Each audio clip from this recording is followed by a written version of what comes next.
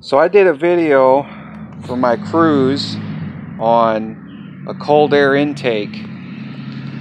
I didn't actually have a cold air intake.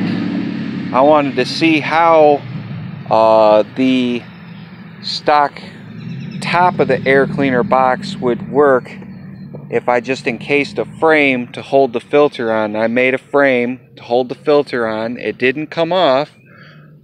It's pretty good that the filter didn't come off. It didn't really move around too much, but the air temperature went up a little bit, but it is pulling in air from around the engine.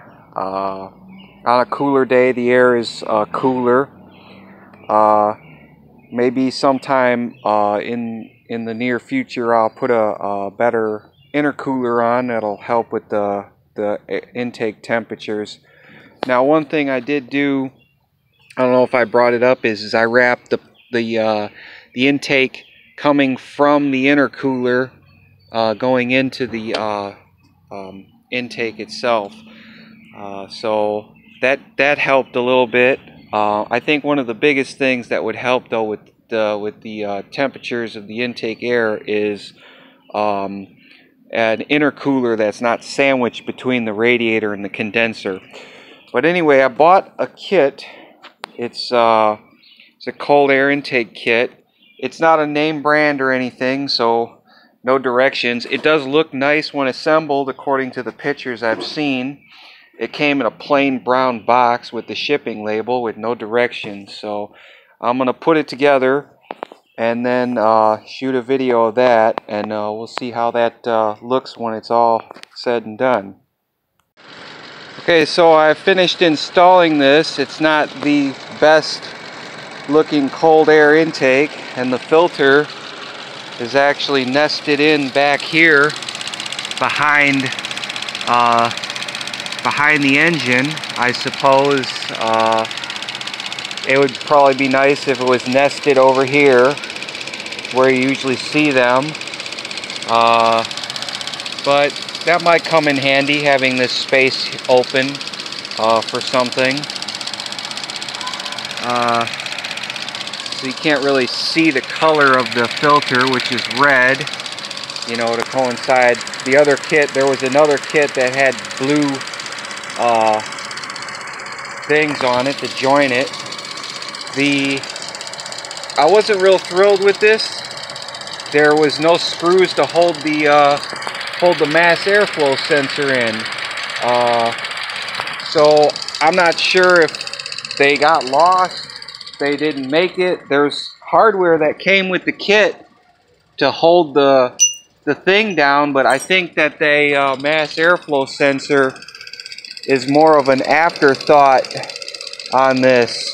It's tight. It ain't coming out. It's as tight as the factory box was. I mean, there's two heavy-duty cable ties holding it in, and one holds the whole unit to the body of the car, which is probably not the best idea. It should be mounted with the bracket they provide. The hood closes. Sounds fine. It seems to be sealed up pretty good. It doesn't seem to move around. You know, I mean, I suppose if the engine rocks around a lot, there probably might flex around a little bit, but I'm not sure how much. But not the greatest, probably not the worst, probably better than the case frame around the stock airbox. I'll do another video after I give it a test run and say how well it performed. I mean, it sounds about like it did with the factory box. My gauges don't indicate I have any issues.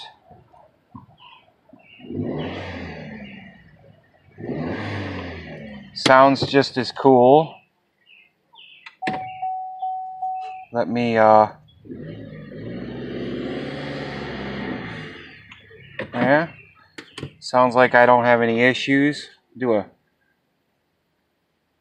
a scan for fault codes and make sure I didn't cause any while I was installing the mass airflow sensor. As I stated in the previous video, that if you disconnect the mass airflow sensor, if you disconnect it, like pull the connector out and then plug it back in, it's going to cause a fault code even if you haven't started the engine or turned on the ignition or any of that. Same with any of the other sensors on this car, I believe. If you pull it out, you're going to end up with a fault code, and then you'll have to clear it. Even though nothing went wrong, you didn't really do anything to cause that. It just comes up as a fault when you disconnect it. So I'll keep my factory airbox modification here. And the lower part of the box if I ever want to put it on, and the rest of this stuff that came with this kit in case I decide to send it back for any reason. I'll just stuff all that in the box. All this stuff that came with it. Brackets and nuts and washers. No screws to hold the mass airflow sensor in, though. It's messed up. It's probably, like I said, it's probably a Chinese knockoff, so ordered it from Amazon. That happens a lot more on Amazon. That's why I got away from eBay, because they were selling crap that was, you know, China direct.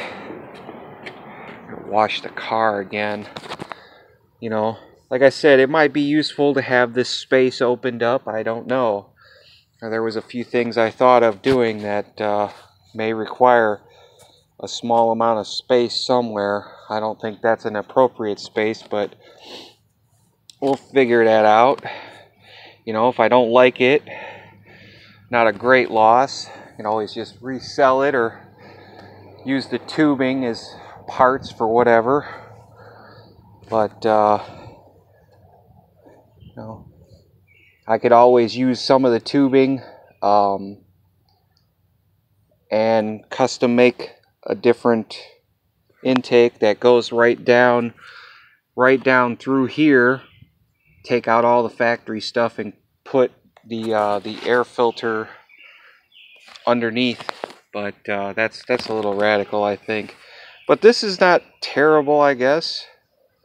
We'll give it a shot and see how it works out. See if it has a nice... Might not have any sound improvement. Might not have any other improvements at all except for aesthetics. And it's not even terribly aesthetically pleasing. But we'll see.